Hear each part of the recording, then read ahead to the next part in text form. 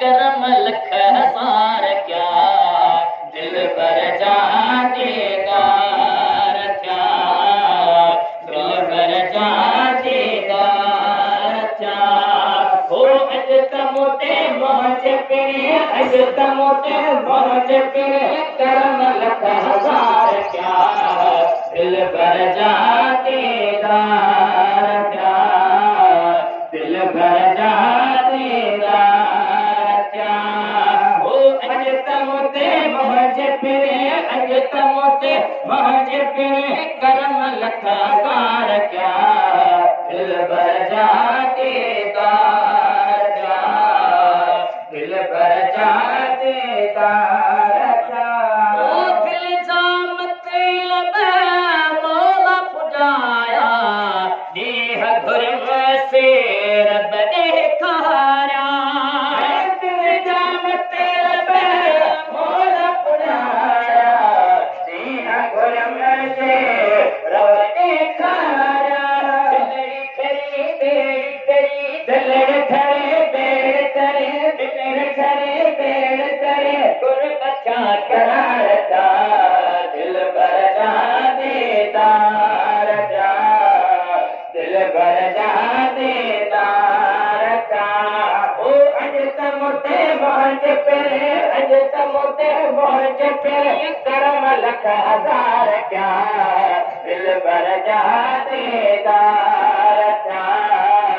दिल भर जादीदार क्या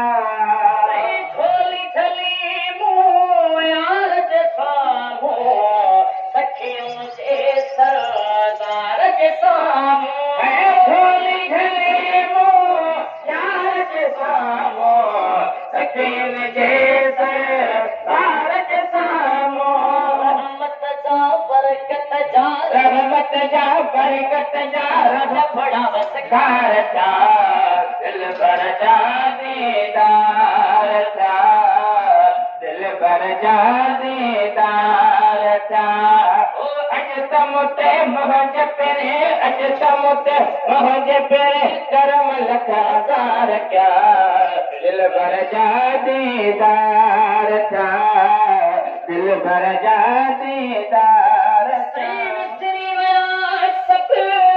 सूरज जा दर्द वया सब दर्द थैया जा शिवया सब सूरज जा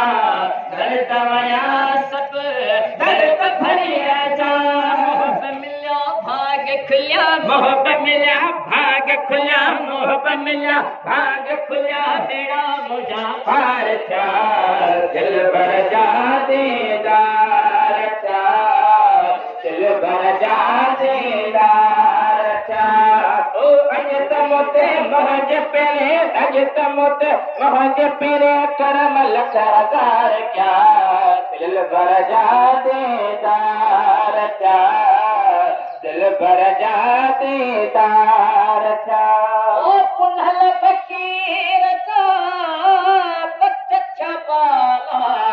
होय सुत आत्मा थी विस आला ओ पुनल फकीर का बच्चा बाला होय सुत अदना थी विस आला पुनल फकीर का बच्चा बाला होय सुत अदना थी विस आला अखड़ मुझे जो छजल अखड़ल जे जो छजल अखड़ल जे सामो सरकार था दिल भर जादीदार था दिल भर जादीदार था ओ अज तमोते मौज पिरे अज तमोते मौज पिरे करम लख हज़ार क्या दिल भर जादीदार क्या दिल भर जादीदार था।